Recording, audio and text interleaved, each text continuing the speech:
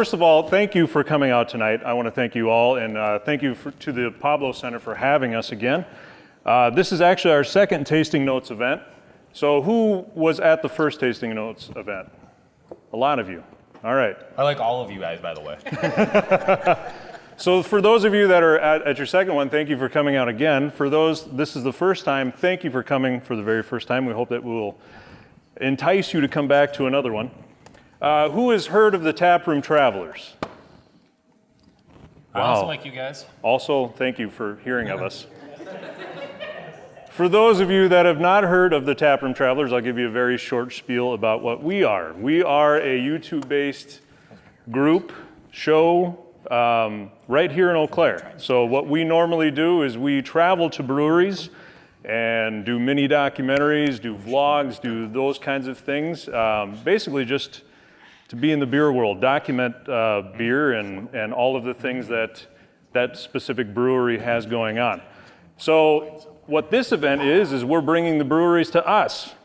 So we're still the Taproom Travelers, we just don't have to travel as far, at least for these events. So, yeah, tonight we have Founders and Ian. Ian is our rep from Founders.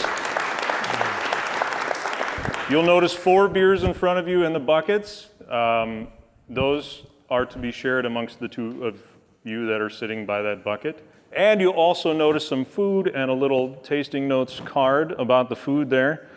So Chef Adam couldn't be here tonight with us, but he has prepared this food for us. So it'll go, we're gonna kind of go out of order from top to bottom, but we'll go through that with us, or through that with you later.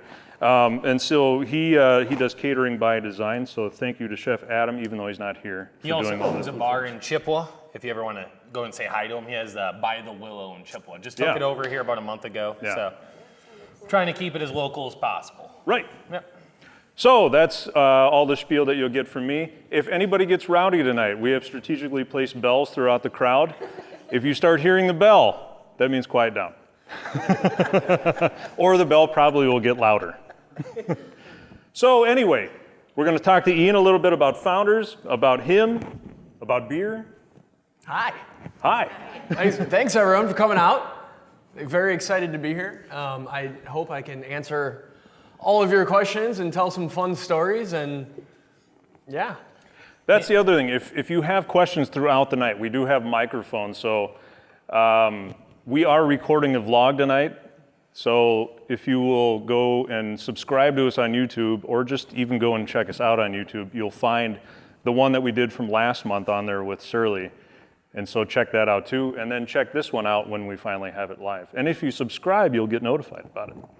So I think to get kind of the ball rolling here, Founders is one of the most influential breweries probably in the United States. You know, they've constantly have changed the market, and other breweries have constantly had to adapt to what Founders is doing. So it's pretty fun to have them here, to have such an influential brewery with us here today. So, and Ian, I work in the beer business. I'm a beer sales rep, and I get to work with tons of reps. And Ian has to be one of the most charismatic men I've ever met. Right? No. Kind of have to be to sell beer, right? So, if you're talking about one of the best breweries with one of the best distribution networks, obviously they're going to hire some of the best guys. No pressure, Ian. Go. We're going to step out for a moment. You go ahead. Yeah. Well, I was with Troy all day today, and those are the kindest words he said to me. So but seriously, thank you. And it wasn't, we can dive into it at some point, but it wasn't always that way. The first Founders opened, we're out of Grand Rapids, Michigan. I guess we should start there. Founders Brewing Company, and started in 1997 by 2 gentlemen, Dave Engbers and Mike Stevens, still part owners of the brewery. And it was not all bells and whistles and red roses out of the beginning. In fact, things were pretty grim for the first 4 or 5 years. So opened in 97, and Dave and Mike were both, Mike didn't even brew beer ever.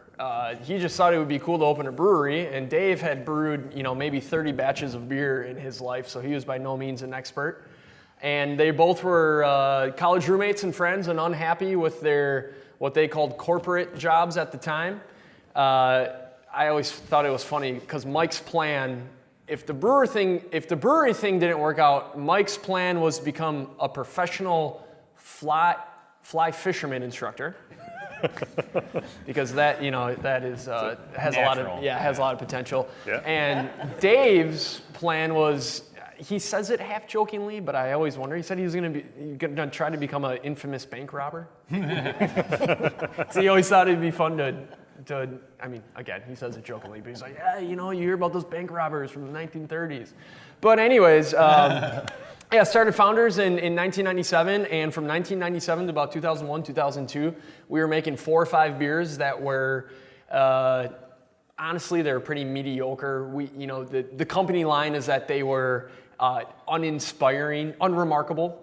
But the plan was, at that point, was, hey, let's make beer that really isn't too offensive or too aggressive, because that way, if it's very approachable and very easy drinking and doesn't really leave a bad taste in anyone's mouth. If it's very approachable, everyone will drink it and everyone will like it. And if everyone likes our beer, we'll sell a lot of it because we can sell it to everyone.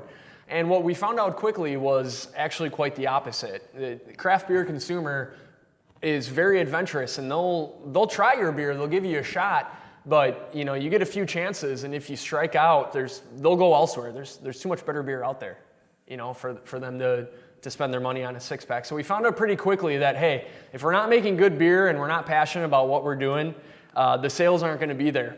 And it was in 2001 when Dave and Mike started not being able to pay employees and not being able to pay bills, and the bank who had our biggest loan was getting pretty close to foreclosing on us.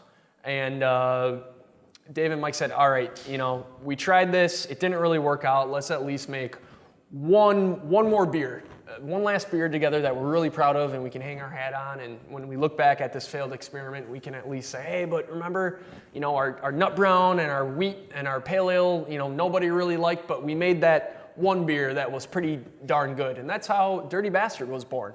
For those, yes, that is the name. That is the name of a beer. If you're familiar with it, Dirty Bastard is our Scotch ale.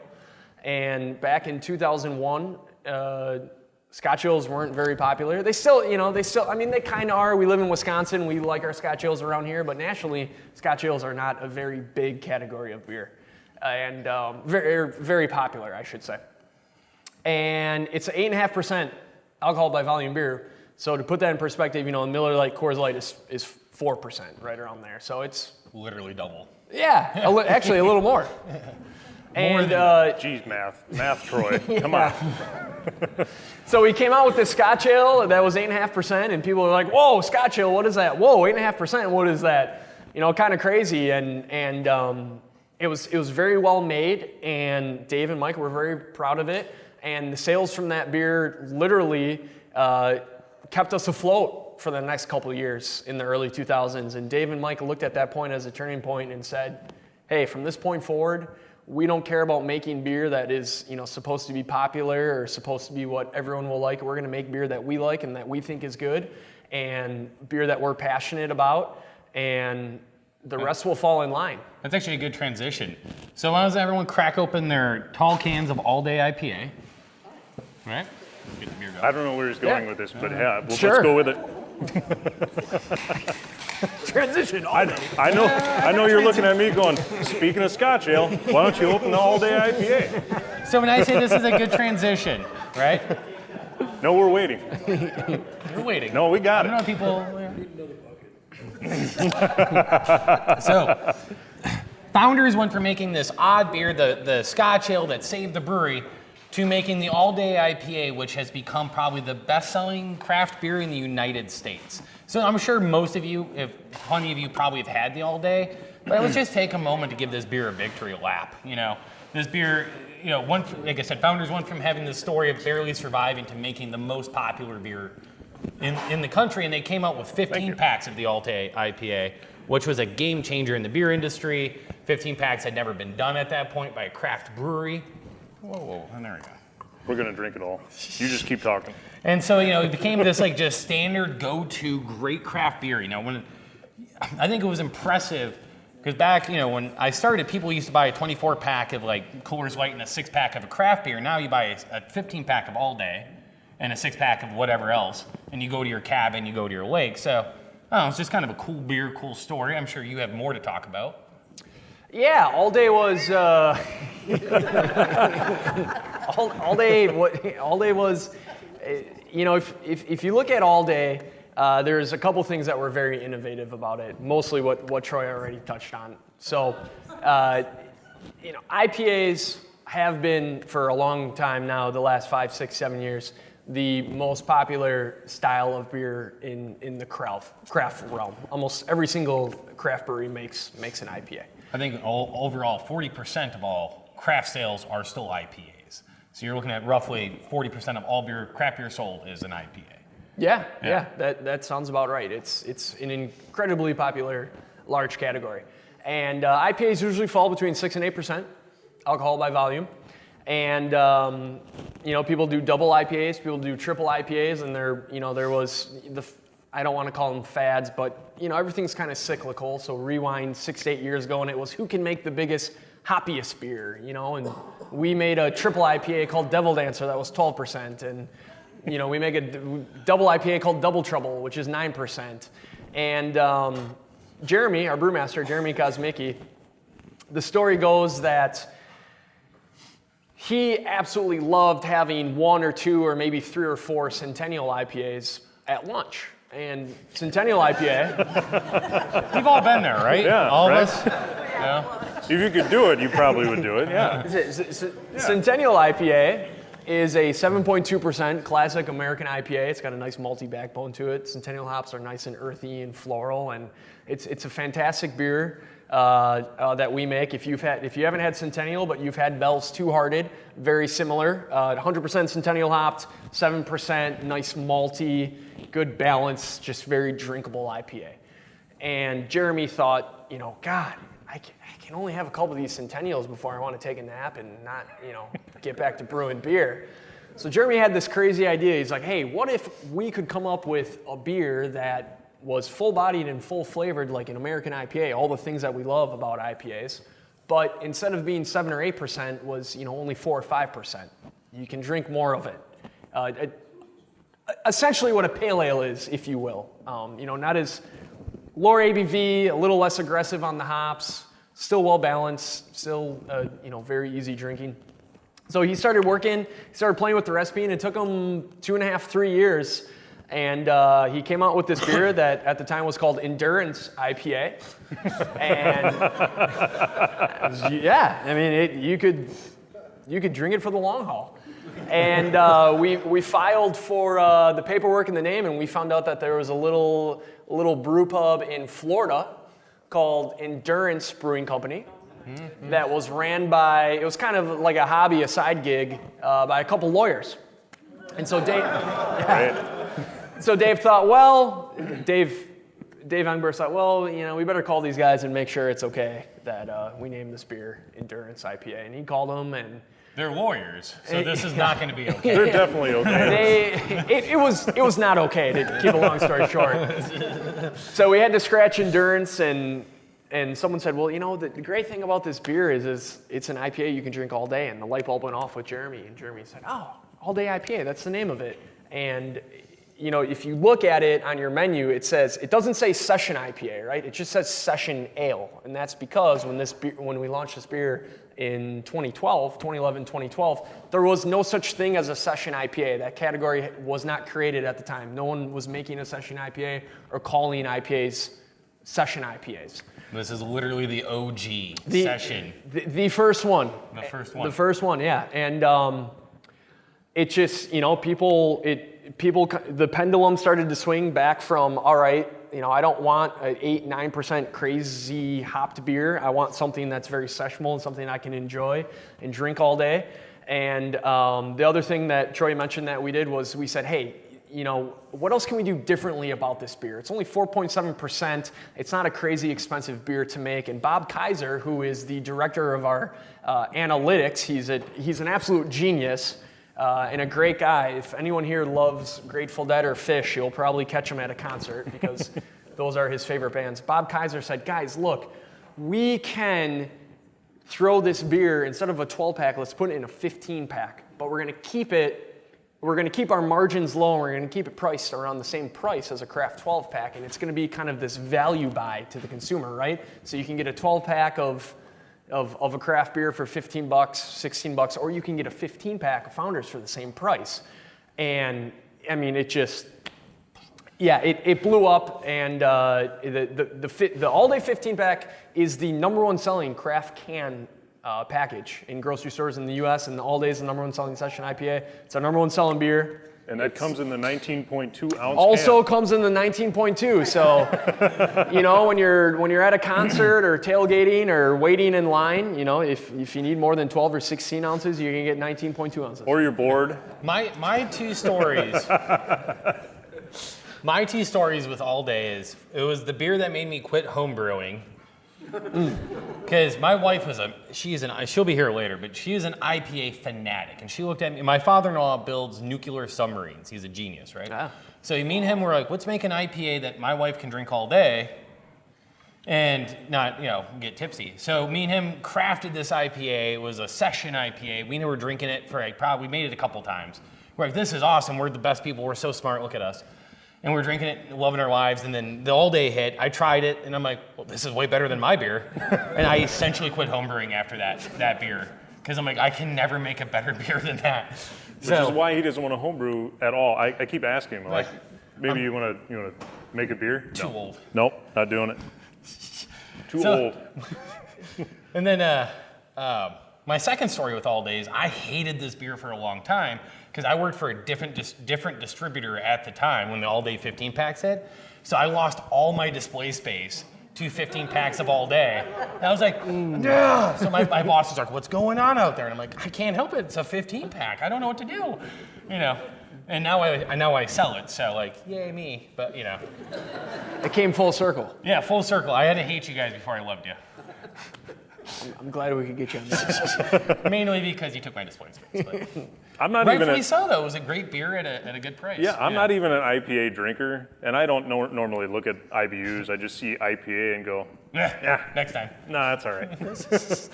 Unless I've already had a few Backwoods Bastards and go, you know what? Let's just switch it up a little bit. Let's get crazy. Yeah, and well, to your point, a lot of people tell me how this is kind of a good gateway beer to the world of IPAs for them, because it is lower alcohol and a little lighter on the bitterness and the hop profile. So, what I tell people, if any of you folks sitting out there tonight that don't really love IPAs, here's what I would tell you. I would say they're an acquired taste, right? Most people don't wake up one morning and drink a cup of coffee and go, "Wow, that's really good. I love there's it." hops in there. But over time, you try coffee and you might add some cream or you might add some sugar or you might just be really tired and you need some energy, and over time you kind of acquire a taste. And IPAs are kind of the same thing. There's a million different IPAs out there with tons of different hop profiles and flavor profiles, and they all range. And if you haven't had one you like, you just haven't tried the right one yet. So I would challenge you, even if it's just a sample of one or two, continue to try those in any style of craft beer. It doesn't just have to be IPAs; it could be any style. Sours. Sample a couple sips and see what you think. What is All Day paired with tonight? By the way? So if you look at the All Day pairing, it's paired with some curds, some smoked paprika curds. Yeah. And so when this is just like a fun thing you can use in everyday life. When you're pairing food with beer, you can either do complementary flavors or contrasting flavor. So if you're drinking something sweet, you can eat something sweet. That'd be a complementary. They're both sweet. Or you can do contrasting. So if you're eating something sweet, you could drink something bitter or drink something clean and crisp to kind of offset that flavor. So tonight with the All Day, we went for the contrasting. So the balance out the smoke, we're going with some hops, more floral, those kind of nice, what flavor profile would you give an All Day IPA? That's what the experts say. I would say it's, a lot of people say, they get kind of a grapefruit citrusy undertone to it. There's a little bit of earthiness to it, a little bit of floral aroma, but it's overall kind of balances the IPA spectrum a little bit. Yeah, I think for so. Sure. You know what I like about it? The hop profile just fades. right away. Instead of lingering and really punching you in the palate, which is what I don't like about IPAs, this one fades right away. And then it makes you want to take another sip. Yeah, and then you drink more. Right? There you go. Instead of halfway through the glass, you're going. It's like an easy pour lid on your ketchup. Sell more ketchup that way, right? Yeah. Usually I'm going, Troy, you want an IPA?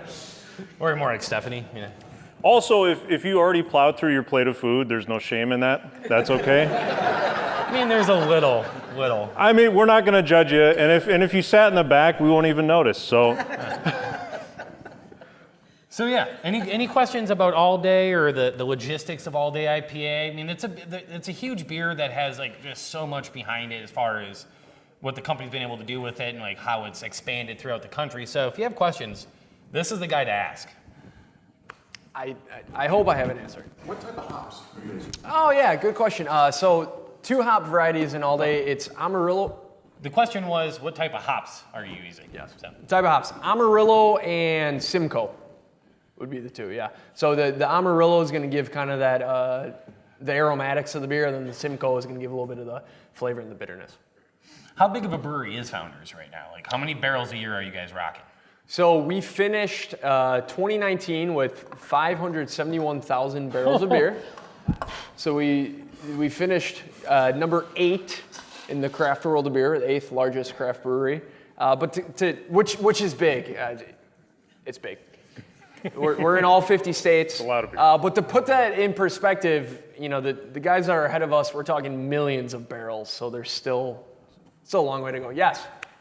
What does it take to be called a craft brewery as opposed to, I mean, that sounds like a lot of beer to me. Why isn't that like a big brewery? Yeah, that's a great question. I wish I had an answer because people debate it all the time as far as, you know, what does craft mean? Some people think craft needs to be, you have to be a certain amount of barrels. You know, so some people don't consider us craft beer because of our production. It's too big. Some people say it has to be if you have more than a 25% interest, outside interest, invested in your brewery as far as financing goes, you're no longer a craft brewery.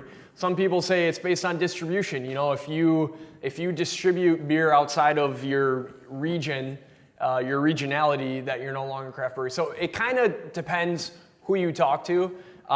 It's easier to say who's not a craft brewery. Miller, Anheuser, Coors. You know, like you can ask 10 different beer people what makes a craft brewery, and you're gonna get 11 different answers. Yeah, that's true. Because it's ever changing. Yeah. It's ever changing. Well, I mean, craft breweries have just gotten so much bigger. So it used to be a barrelage thing. That was like back in the day. But as like breweries like Founders, Sierra Nevada, Dogfish, what have you, have continued to grow over the years and continued to sell high quality beer to us.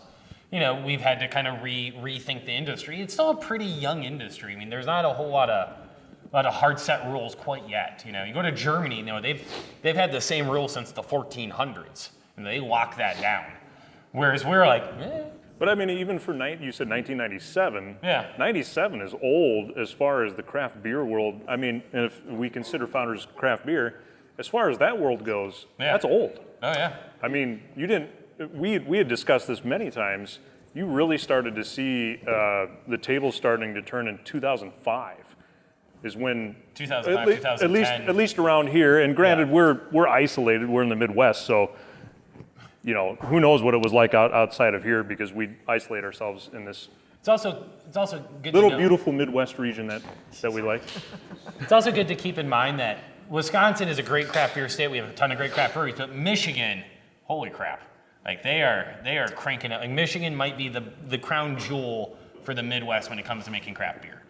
Well, there is, you know, I can play it both ways, right? Because I work for a Michigan brewery, but I'm born and raised in Wisconsin, so I hear both arguments all the time. There's certainly a lot of great beer in Wisconsin. You could definitely make an argument about the breweries that are in Michigan. I will say that the city of Grand Rapids, where our brewery is, now has 20. Last time I checked. Ford. And Gerald Ford, yeah. And Gerald Ford. Last time I checked, had 28 craft breweries in the city of Grand Rapids. And Grand Rapids has been voted twice the beer capital of USA. I actually made a vacation just to Grand Rapids just to drink beer once. Like I went there. I have a family that lives in Michigan. Didn't call any of them. Didn't talk to any of them. Just went to Grand Rapids to drink beer. My mom's like, "You're not going to see your family?" I'm like, "Oh no, oh no." Speaking of which, let's move on to the next beer. Everyone's looking kind of thirsty. Yes, sir. Where do the hops come from? It's a good question. We incorporate a lot of hops from our home state, Michigan. Due to winter, it's not the best state to grow hops in. What'd you say? The hops don't travel well either.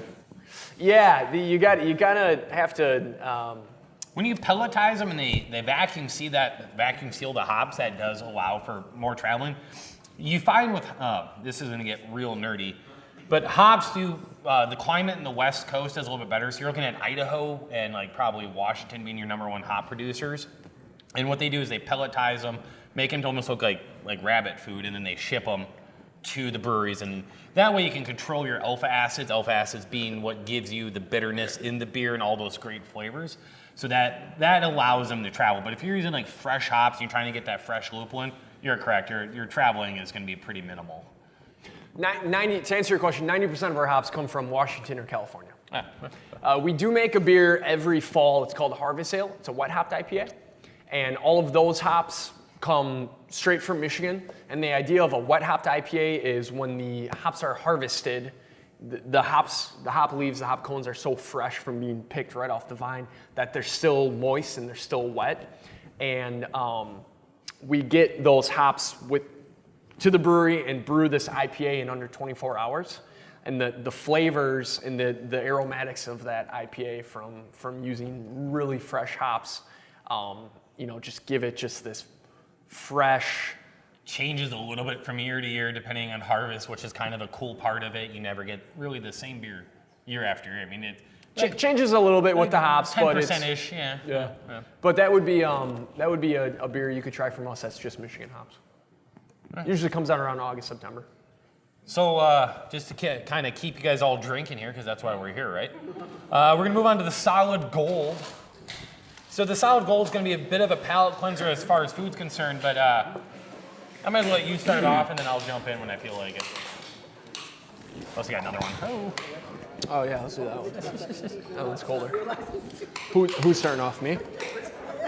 We always give like a minute or two to kind of. You like to hear all the cans cracking? I do. That's fun. Yeah. It's like a symphony. That's what Hey, award for the smoothest transition tonight. Definitely goes to Troy, right? Right?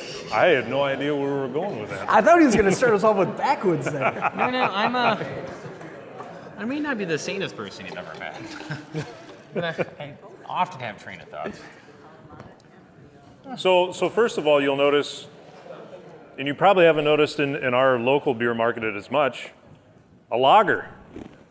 Lager, yeah. Where can you find a lager anymore? Before we dive into that, we should probably distinguish between a lager and an ale, right? Does everyone know the difference between a lager and ale, or should we do a quick recap? Troy, hey, you're the home brewer. Troy likes to geek out. Yeah. We should have handed pens out to everybody so people could take notes. Yeah. So if you're not tired, get ready to be. That's why we didn't start with Backwoods Bastard. That's why we didn't start with the Backwoods. So the best way this has ever been described to me, and I continuously use this, is lagers are like cats, dogs are like ales. Yep. So dogs are ales, cats are lagers. And the reason that is, say a dog, when you they're energetic, they're warm, they're excited to see you, they smell like whatever they've been rolling in, that's an ale. That's warm fermented or top fermenting beer. The yeast ferments on the top at a slightly warmer temperature. Often whatever flavors you get in are going to really pop. It's going to be a big beer. A lot of IPAs or ales for that very reason, because it carries those kind of flavors. Lagers tend to be more like cats. They're cool fermented beers. They ferment on the bottom of the tank. They're easier drinking. They're chill. They're more relaxed. And most beers we've all drank, Bud, Miller, Coolers, those are all lagers. Lagers is probably the most popular beer overall in the world. It's just an often crisper, easier drinking beer. And so the craft beer world has very easily been driven by ales for years, right? Ales has been the backbone of the craft beer industry, not only because it's a little bit cheaper in often cases to make them because you don't have to have as much cooling equipment to cool down the beer to make it fermentable. Thanks. The craft beer industry has been driven by ales for the longest time, and we're kind of seeing a reinsurgence of lagers, because in order to make a truly good, crisp, clean, refreshing lager, takes a lot of skill and a lot of like know-how. So as much as I love ripping on Anheuser, which I do, you know, to make a light beer as flavorless as Bud Light is actually hard. Which, you know, it's a lot of work for like, okay. No, it's like having a world-class chef make a McDonald's cheeseburger, you know. So, that being said, You're going to offend somebody. Pilsners fit into lagers. Yep, all beer can more or less fit into those categories. Pilsners, lagers, lagers, Dunkels, Bocks, those are all lagers. It's a huge category. Germany obviously cranked out a ton of them. And so Founders, you're seeing this reinsurgence of lagers. A lot of craft brewers are kind of flexing their muscles now, making these lagers. And this is a relatively new beer to the Founders lineup, is the Solid Gold. And I'm not gonna lie to you, it's real good. Ian? Well, Moving on. well, I'm working on the transitions. well, for those of you who You might went to broadcasting school. I meant to be behind the camera. For those of you who prefer a lighter beer, or as Troy was saying, you know, something a little bit more cleaner, crisp, or maybe you just haven't really dove into craft beers all that much, this is going to be your speed, right? So kind of like Troy was saying, lagers, they're going to be lighter, clean, crisp. You know, you think of those domestic lagers that are around 4.5%, something you can drink a lot of. And I think what you're seeing, I mean, at least from our perspective, was we kind of looked at the beer industry. So Solid Gold turns it's 2020, right? So it's going to be 3. Solid Gold will be 3 years old in March, April. Wow. Yeah, 3. And, you know, 3 years ago, we looked at the craft beer industry and we said, hey, 80% of people that drink beer in the world prefer a lager. 20% of people who drink beer prefer or drink an ale. And a lot of that is driven by, you know, your guys like Anheuser-Busch and Miller Lite and Coors Light and the big boys. You know, they've been around for so long and they have the marketing dollars, and, you know, they've kind of trained us all. It's like, hey, if you're going to drink beer, this is the beer you drink. And so what we did was we said, hey, instead of, you know, us craft breweries that are all making some fantastic beer, kind of playing in this little sandbox of 20% over here and fighting amongst each other for the same tap lines and the same shelf space at grocery stores, let's make a beer that can play over here in the 80% of the sandbox of lagers with the big boys, right? You know, like, hey, craft breweries, let's stop beating one another up and let's produce something that can appeal to the 80% of people who drink beer that prefer a lager. And so that was kind of the inspiration behind Solid Gold. And it was something that had been on tap in our tap room for over 10 years because Dave and Mike knew we needed to have a beer like this available for people that were visiting or, you know, preferred something lighter, preferred a lager. And they said, well, you know, we're not going to have a Miller Lite or a Bud Light on tap, so let's make a beer. And for the longest time, it was a golden ale. So it still was an ale, so it still had some of those fruity esters. It was warm fermented. You know, it wasn't as clean or crisp as this. And then once this project of, hey, let's make a lager that we can roll out nationally and see how it does with the big boys kind of developed, then we started tweaking it and playing around with it. And we were old enough and big enough to where we could actually afford to have beer ferment for 6 weeks. That's the other part of ales and lagers. You know, lagers take almost, if you're doing it right, a full 6 weeks. Just like a cat, lazy as heck, right? And a lot of breweries that are just starting, you know, a lot of smaller craft breweries that are just up and running, they don't have the time, the money, the resources to let beer sit for 6 weeks, right? They got to make a beer, they got to can or bottle it, get it out, get the sales, and reinvest that money. So that's also a big part of the reason why you don't see a lot of craft breweries doing lagers. Now, lagers are becoming more and more popular. Like I said earlier, everything's kind of cyclical. You're seeing, as Troy was saying, you are seeing more craft breweries starting to do lagers and beers in that style. So this is our take on it. It's certainly, we do put some lemon drop hops in there. There is a little, you might think there's a little bit of bitterness to it for a lager. If you're a Bud Light or Miller Lite drinker, you might get a little bit of citrusy note to it. I think it's a good twist on it. For me, it's, at the brewery, we call Solid Gold a crushable beer, right? It's a beer you can crush. I call it my fridge burner. You always have like that thing in your fridge that you can put cans in. That's your burner beers. The ones you don't bother to put in a glass. You're working on something in the house. You just need a beer while you're doing something. Yeah. Just grab it, crack it, go operate table saw or whatever. I think he still has all of his fingers. I don't. Just don't ask to see my toes. This is a weird comparison I'm going to make, but I'm going to do it anyways. Get ready for this. This should be so good. being that we're film school guys who now sell, or I'm a film school guy who now sells beer, I would compare Founders to like Steven Spielberg, right? Steven Spielberg, back in the day, was considered this renegade filmmaker, making all these weird movies. Hollywood hated him, but now he's considered to be classic Hollywood, which is kind of like Founders. When you guys started, you were kind of the renegade brewery doing a bunch of weird stuff, especially after the Backwoods, the Dirty Bastard.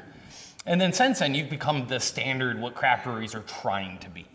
You've become what is the industry. So that's kind of a cool transition. And I say that now because we're about to get into weirder beers.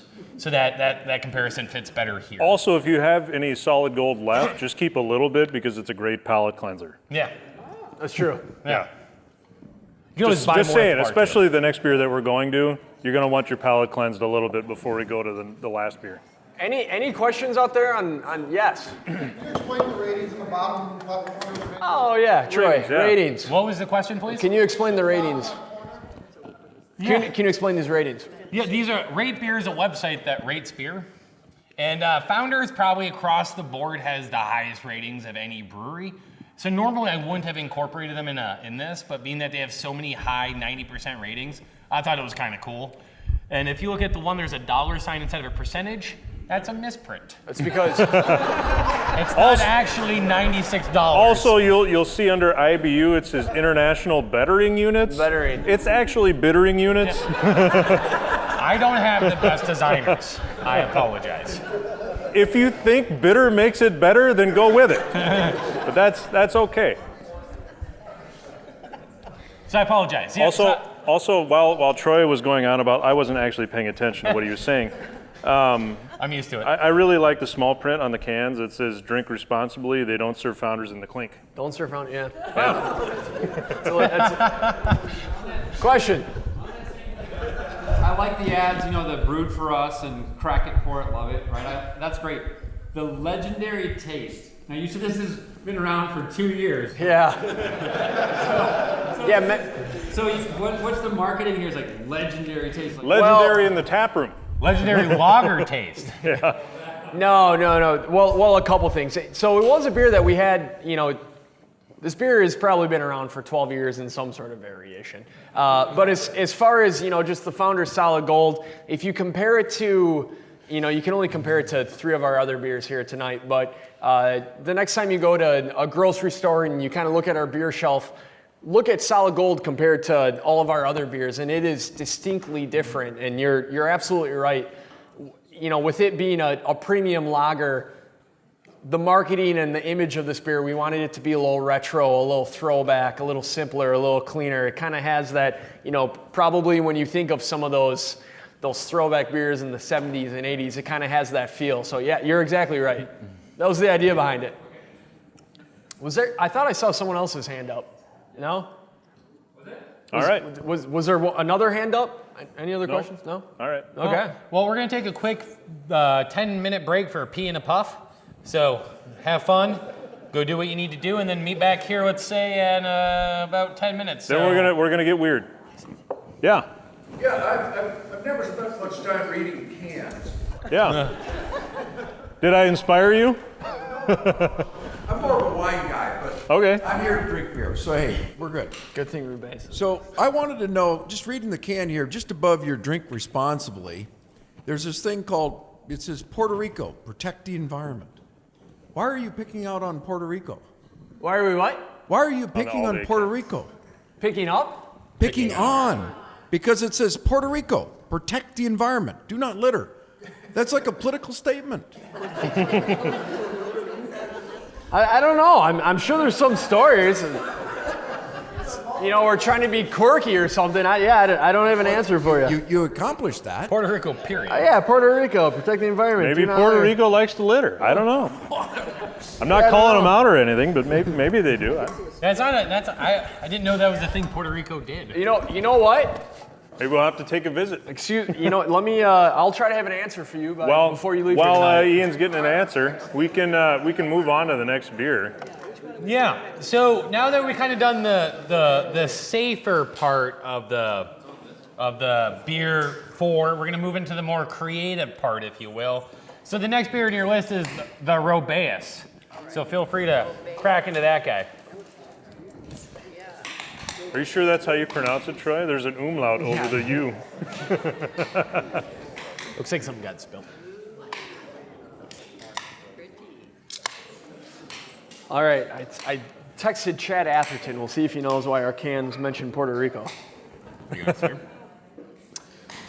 So we didn't really touch on it before You need the to know break, but the mixed nuts and Mediterranean olives for the solid Whatever you gold wanna do. were just kind of a palate Puerto Rico. cleanser with the beer. It was kind of more of a complimentary flavor. That's good, thanks. Easygoing food with easygoing beer. But now we're going to dive into a bit more unique beer, probably one of the more unique beers we're going to have tonight, the Rübæus. Make sure you give it a smell before you drink it. For you wine drinkers, this might be the beer for you. Yeah, if anyone out there likes raspberries, this is going to be your speed. We brew this beer with 3,000 pounds of raspberries per batch. So what that means is in every 12-ounce can, 2.7 ounces of the 12 ounces are pureed raspberries. So the color, the flavor, the aroma just comes from brewing beer with a lot of raspberries. We don't add any artificial colors, flavors, additives. I mean, I'd say like a lot of beers, like the all day and the solid gold, you can fit into a category. You can give you like this is how it should taste. This is how the rules of this kind of style. Rübæus, I don't know what kind of beer Rübæus would technically fall under. Like, what is this? We call it a raspberry ale. Yeah. It's technically a wheat ale brewed with pureed raspberries added during secondary fermentation. Yeah, so we call it a raspberry ale. I guess what the best story I have about Rübæus is this beer actually was kind of born by I don't want to say mishap, but we were making this beer with cherries, and it was called cerise. And if you know anything about Michigan, they love their cherries over there. They grow a lot of cherries. They do a cherry festival in Traverse City annually. And back in 2011, 2012, Michigan had a big failed cherry crop. And cherries were either non-existent or very expensive. And we said, hey, we don't really have cherries. We got to figure something out here. And we said, well, raspberries are kind of like cherries. Let's make this fruit. Yeah, it's a red fruit that's kind of sweet and tart. Let's just substitute raspberries and see how it turns out. If my grandpa was here, he would tell you, when life hands you lemons, you shut up and eat your lemons. I don't know. And so we substituted raspberries, and people loved it, and we just it was only supposed to be like a summer substitute until the cherries came back, and it performed so well. They're like, well, we're just going to keep making this beer. And that's how Rübæus was born. If you're wondering about the name, if you take two Latin words, I think if you take the raspberry word for Latin, and I don't know what the other one is, I think beer, and you combine them, that's what Rübæus is. Right. Raise your hand if you speak Latin. Yeah. Nothing. I would say I've studied enough Latin to be embarrassed about how little Latin I know. You're off the hook. I don't remember Latin having umlaut over any U. Yeah, got a German taste to it. it's a little German it's certainly flavor to made it. up. Yeah. But it started as a summer seasonal, and people loved it, and they kept asking for it, and so we rolled it out year round. Maybe, 5-6 years ago, and people looked at us like they did many times, and they said, "You're crazy. That's never going to work." And people drink this beer year round. There's that kind of drinker out there. If you're at a bar and you see Rübæus, there's a good chance it's going to be a nitro. Oh yeah, good point. Yeah. And nitro means, instead of having CO2 to carbonate the beer, you carbonate with nitrogen. And that just gives it a creamier, more smoother body. So if you get this at a bar on nitro, it's going to almost be like a raspberry milkshake, kind of, like a raspberry shake, right? Yeah. No milk. I mean, No milk. there's no lactose There's or no anything. you can be lactose intolerant and drink it, yeah. So same flavor profile, but the mouthfeel, right? So think Guinness. If you go to a bar and you get a Guinness, it kind of has that soft, creamy pour. It's not as carbonated. The bubbles are softer, if you will. They're smaller. They're not as prickly on your tongue. So yeah, we do this beer on nitro, which a lot of people love as well. It's very unique, and it's kind of like drinking a raspberry milkshake without the lactose. Yep. And I'd also say that this Rübæus is a good example of what beers would have tasted like hundreds and hundreds of years ago, because most lagers, like the solid gold, became really popular in the 1850s. So when that lager revolution happened is when they kind of started these are the 4 ingredients that are in beer. It's hops, it's malt, it's wheat, whatnot.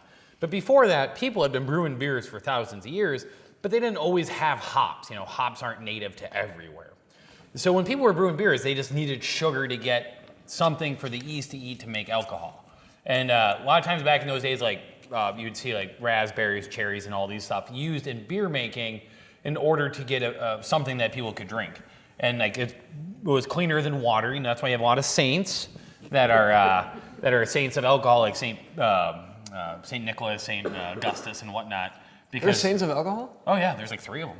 There's a whole book called Drinking with the Saints. Boom. And Troy, No kidding. I'm so glad you're here tonight. if you know Troy that well, you would have thought that he was just pulling saint names out of the air. Yeah. I occasionally have a lucid moment where I know what I'm talking about. This is almost like an ode to really old school beer making at its finest, So cool. Yeah, it's a nice. Terrible at transitions. No, you're killing it tonight. The transitions are fantastic. I've been taking notes. It's a nice change of pace for for beer that doesn't taste like an IPA or a lager, something that's a little different. Your cocktail drinkers, your wine drinkers, your cider drinkers, it's something they might enjoy. And once again, we're going for contrasting flavors. We got the chili lime curds to go with it. So you're gonna get that spice, but you're still gonna get that citrus from the lime. So I guess it's we're straddling the fence a little bit here. You got the chili, which will play nicely with the sweet in an opposite way, but the lime and the raspberries will both have that citrus vibe. So. And there, once again, we realize we're in Wisconsin, so if you plowed through the cheese curds already, no problem with that. You probably tasted it at some point. And for those of you who have waited for each thing, I commend you. Yes. Working real hard at it. Any questions out there on Rübæus? Do not ask why there's dots over the umlaut. None of us know. The dots are the umlaut, Troy. I don't know. See, I don't know what it means. And the name. On the above the U. Anyway, on that note, we can move past because I got a lot of questions about barrel aging. Yeah. Okay, we can dig into that. So I didn't think ahead. What? So there's one bottle opener per row. So if you could use that to pass it down. Or if you really need a bottle opener, I have a bottle opener in my keychain because nobody travels without a bottle opener. I'm sure some of you got in your keychain. Share your bottle openers, folks. This is the first bottle we've actually had to open in this out of all the beers we've done. So. I have an update on the Puerto Rico situation.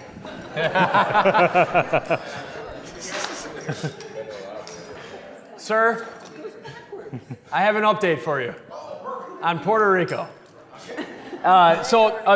Apparently, if you distribute beer to Puerto Rico, you have to put that on the bottle or can. Oh. Yeah. So we're not picking on them. Puerto Rico just wants its residents to know, don't litter. What most beers do is they have stickers, and Founder says we don't do stickers on our bottles. So that's what I read. It was that a lot of other companies just put, when they give their beer to Puerto Rico for distribution, they have stickers that say this because it's required. Oh, sure. But Founders said, well, if we're going to distribute it, we're putting it on all the bottles or cans. Did you know that when he asked the question? No. Okay. I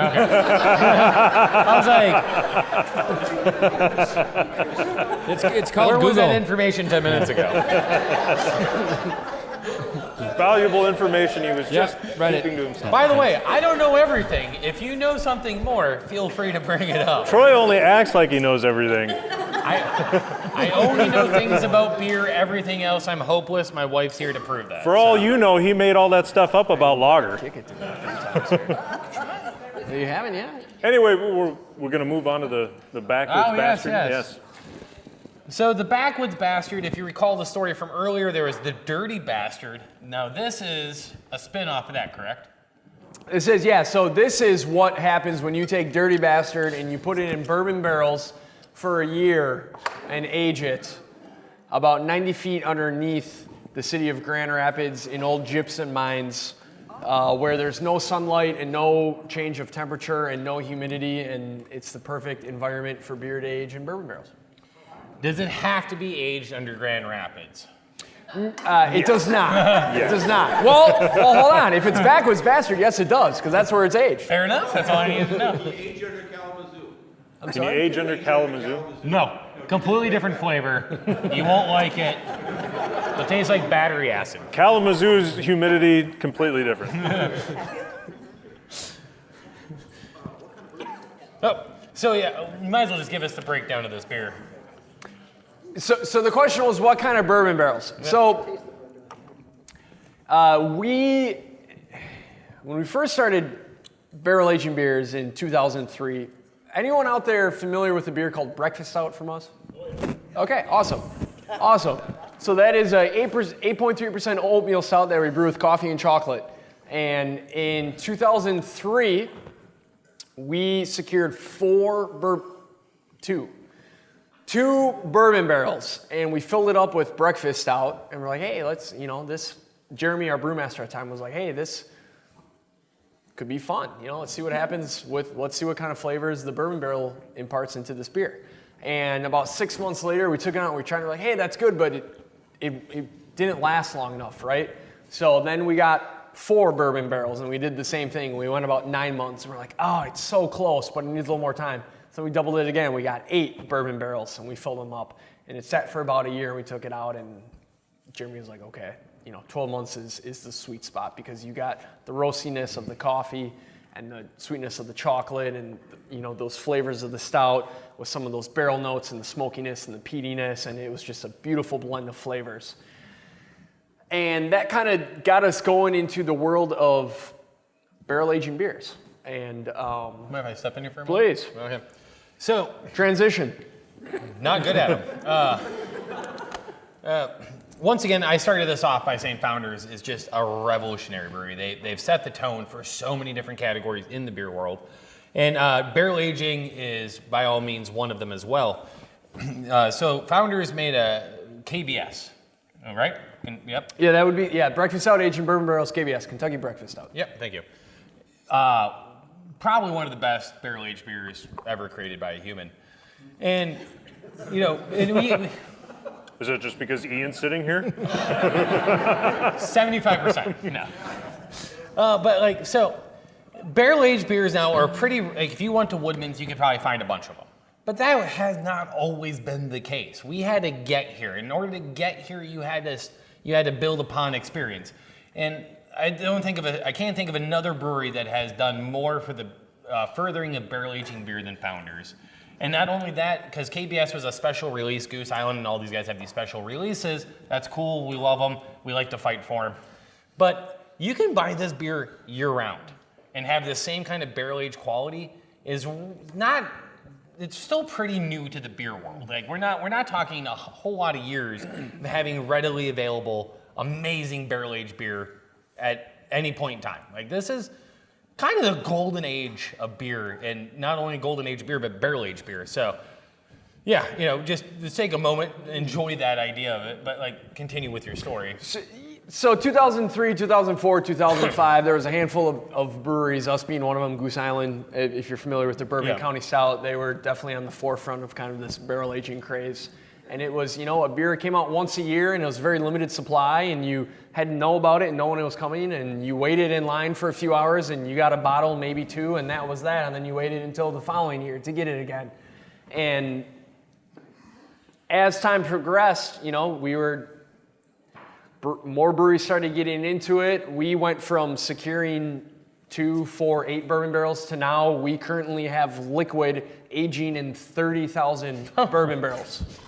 Which is going to be one of my questions. Your cave. Yes. Well, not like some little cave in a It's hillside the somewhere, whole right? Grand Rapids. so about a mile from our brewery was an old warehouse that we ended up buying 4 years ago, and it was just so we had more space to put bourbon barrels in to age a liquid. So to Troy's point, we've gone from, you know, that 2 barrels. We've gone from 2 barrels to now you can walk into Woodman's. 30,000.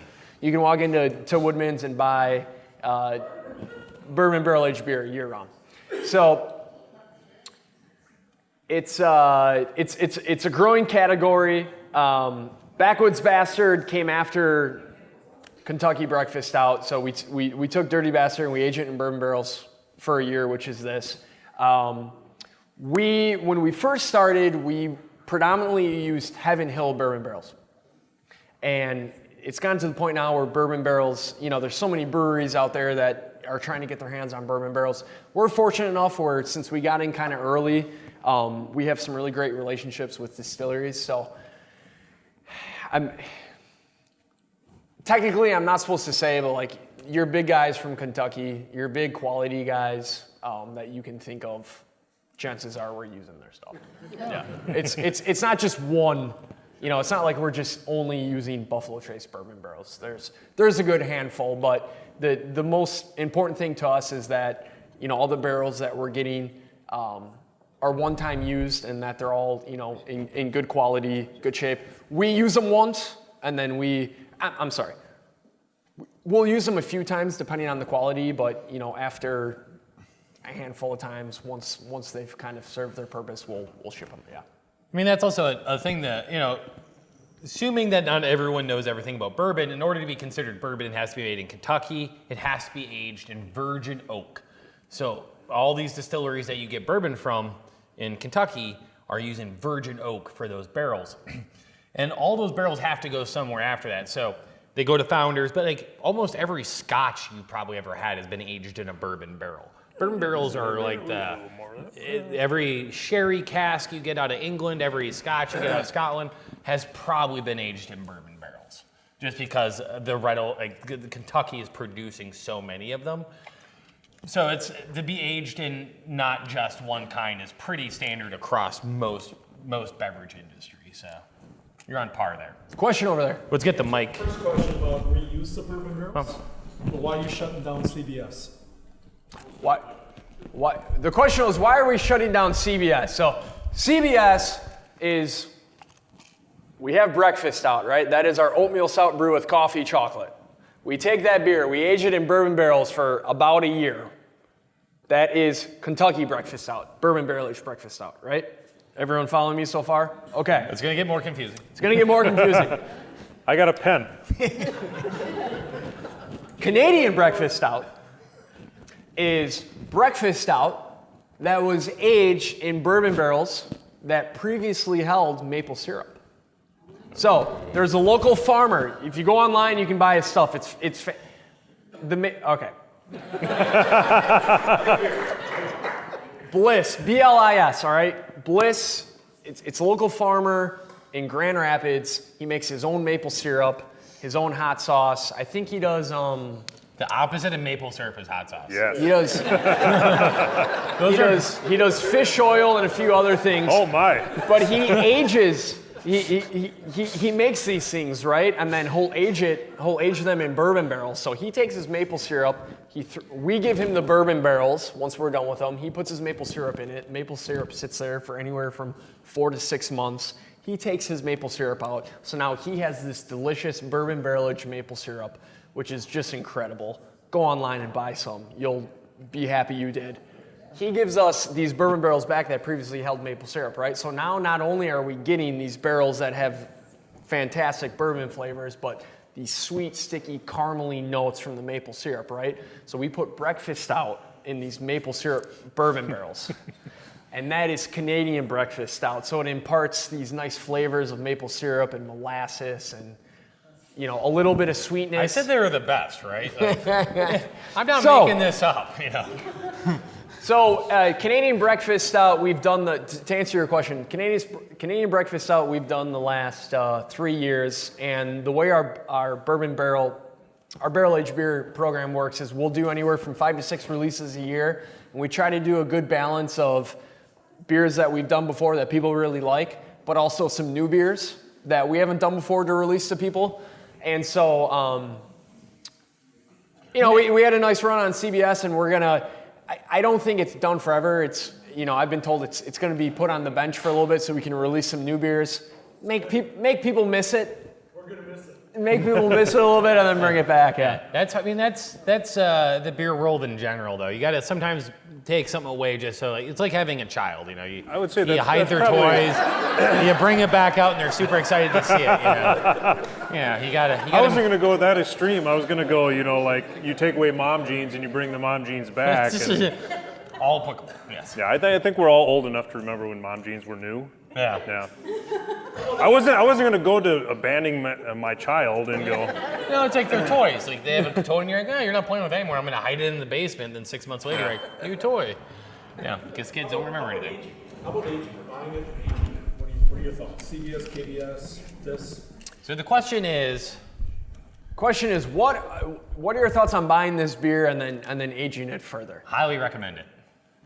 Troy highly recommends it. I would say, I'd say a couple things. The first thing is, anytime you buy a barrel-aged beer from Founders, what you're buying has already been aged in barrels for 1 year. So it's been aged, it's ready to go. I would encourage you to at least try it fresh so you know what we have intended the beer to taste like. Now, with that being said, a lot of these beers can last for, 1, 2, 3. Some people will go 5 years. Me personally, I think once you get past 3 years, the beer doesn't really get any better. It starts to fall off. But everyone's palate is different, and that's what's great about craft beer. Yeah. You can age beer for a long time and think it's great. So a couple things. Anything with maple syrup, anything with coffee, those two flavors fade quickly. So if you personally really enjoy the flavor of CBS because you like the sweetness, drink it sooner than later, right? Because the maple syrup's going to fall off. If you like coffee, you really like the coffee flavor in beer, I would say don't age it because that flavor is just going to fall off. I'd say much. So like KBS Espresso that we've started to see now. Have everybody seen KBS Espresso? No. There's KBS Espresso. It's fantastic. Buy it. There is. There is.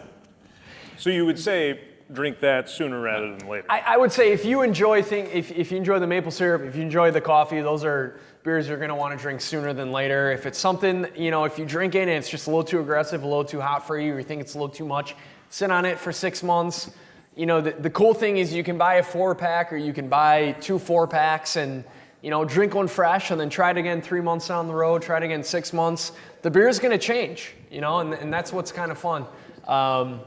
I would say that's. I hope that helps. I'd say that's a great thing you brought up. They went from doing special releases and bombers to 4-packs, which made me incredibly happy.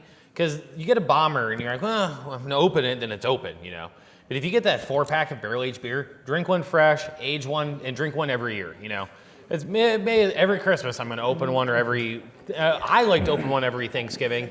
And my family's just being annoying. I can, So that's my recommendation. It's a 4-pack to get through Thanksgiving, yeah? Well, Christmas. One every Thanksgiving, amongst other beers. Go ahead. I'd say that's a fun thing to do with beer, just kind of like see how it changes. It's like Founders does the 4-pack, so that's awesome. You can do that. 99% of all beer, much like wine, is meant to be drank now. All wine, almost all beer is meant to be drank now. Very, very rarely is there a beer that should be aged for multiple years, but the rare occasion of a barrel-aged beer, because a lot of times you can get a barrel-aged beer that comes off real hot, especially if there's a lot of whiskey or something in there still, or bourbon. Maybe hot, so giving it a few years to calm down isn't a bad thing to do. But we're talking like I said, 1, maybe 2% of all beer sold is in that category. So. Speaking of 4-packs, KBS is now on year-round. Is that accurate? I just read that today. Yes. Yeah. So that is accurate starting in early March. Okay. Ooh. So KBS are just in time. Just around the corner. Next week. Yeah. So KBS, for those of you watching this, it's probably later. It's not going to be next week if you're watching this. Yeah. Yeah. So KBS was a April 1st release annually, and it was kind of get it while you can, and when it's gone until the following year. But it's going to be, we're finally able to produce that beer and offer it year-round. So if it's something you really love, you can buy it year-round now. We have a question back there? Yeah. It's with the mic. Make sure we get a mic. So the question was where the barrels go after. I think you said they go on. Where do the barrels go after? Yeah, where the barrels go after. I'm certainly not an expert on this, but to my understanding, a lot of them go to Mexico and the Caribbean for places that are aging tequila. No. We send a lot of them to Europe for Scotch. I mean, that's also, being that you said tequila, you guys aren't just doing bourbon barrel beers. You also have tequila aged beers as well, right? Yeah, so last year we released our first tequila barrel aged beer ever. It was called Mas Agave. It will be back this summer. It's kind of a margarita inspired beer. We've also experimented with some rum barrel-aged beers. So. Oh yeah. Does it tell you what liquor was aged in that? Yes. Most of the labels have all the information on them. Right? Oh, I'm sorry. She said when you buy the beer, does it tell you on the label what liquor was aged in the barrels? So it's not going to say, if you buy our tequila. If you buy Mas Agave, which is an Imperial Lemgo's aged in tequila barrels, it's not going to tell you which tequila was aged in it, but it will say tequila barrels. Yeah. So, yes, sir. Cryo hops. Cryo hops. What's your question? What do you think? I asked that question last time. He asked it to Didn't Jeremy get a good too, answer. and Jeremy was like, So let me. Obviously not big enough yet to. We do have a cryo hop beer in our portfolio. I just don't know I can't remember what brewery made it, so I'd have to look. But. Oh. So. I'm assuming witchcraft. It's made with witchcraft. So is your understanding that it's a certain type of hop, or is your understanding that it's the process that they? Okay, so I think I know the answer. Yeah, I think I know the answer. So there's a process. There's a process that you can extract essentially the essential oils of the hop. So the most, if you take a hop pellet. Or a hop flower, you're taking that whole hop cone, right? And then within the hop cone are the oils that produce the flavors and the aroma and the bitterness. So there's a way where you can go into that hop and extract those oils that are going to give you kind of the most potent, if you will, flavors and aromas and bitterness. And so essentially what you're doing is you're brewing beer more efficiently, right? So instead of buying a pound of hops to make an IPA, you can get away with just taking this really powerful, potent, couple drops, if you will, and it's going to have the same effect on beer. That's my understanding. We actually are coming out with a beer next month called Unraveled IPA, and we, in addition to traditional dry hopping with hops and pellets. We're going to be using lupulin powder, which is what you're referring to, but just powder form. So. And they'll be in a 15-pack, so right? Yeah, right here. What other releases? What else do we have coming out? So new exciting beers from Founders right now. Just this week, we'll be delivering Devil Dancer to Growler Guys, which is the triple IPA you had talked about earlier. So if you're interested in that beer, you will be able to get that at Growler Guys in the very, very near future. But outside of that, continue. 12% triple IPA because, who doesn't want that? Where's my wife? Keep her out of her. So in about a month here, we'll transition to our spring and summer seasonal beer. It's called American Hopped Pilsner, and if you're wondering what that is, it is an American Hopped Pilsner. It's a Pilsner. Instead of using German hops, we use American hops. So a little bit. I don't want to say aggressive, but a little bit more hoppy, a little bit more bitter. I guess if you're a pale ale drinker, if you enjoyed the all day, it'll be up your speed. As far as our limited series go, we're coming out with a few new beers this year. In April, we'll come out with 4 Giants. 4 Giants is our favorite 4 double IPAs that we've blended together and smushed them together. And smushed together because at the brewery we're having a debate on what was the best double IPA we've ever brewed, and we had a list of about what are the 4? Double Trouble, which we've done before, Ridiculous, which we've done before, and then the other 2 I'm actually unfamiliar with because they were only available at the tap room. Yeah. So 4 double, it's kind of a Frankenstein mash. Do you mix them after they're brewed? After we brew them? Yeah. Yeah. So we brew them and then we blend them together. Yep. Okay. Yep. It will, yeah. Yep, 4 packs. Yes, you will see it. Ask your store and bars for it. Troy's trying to sell beer here. Come on, help guys. him out. I got a kid to feed. Any other questions before we close for the night? Nothing? All right. So just to make you all aware, the bar will be open after we're done tonight. So if you want to talk, beers. And Ian's going to stay for a little bit as long as we can keep him. You can ask more questions to him if you didn't want to ask him, in front of everybody. Other than that, Pablo Center, pablocenter.org, right? We want to promote them. Check out all of the events on pablocenter.org, and of course, if you haven't gotten the tickets for the next time that we do this, it is next month, the last Tuesday of March. Bad news from pablocenter.org. They're sold out for the rest of the season. So, oh my gosh. So we unfortunately do not have, I think there are maybe 3 or 4 tickets here and there. But how did we do that? They know that we were involved, right? Yeah. I didn't tell them that. That's how they went. Oh, that's how we sold them. You told them it was a Baywatch reunion.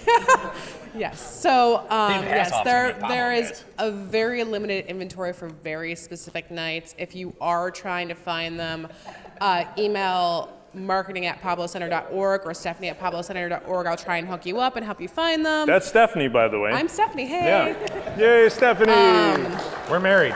Yeah. I wouldn't clap about that. Man. Don't clap. 10 years, guys. Yeah, right.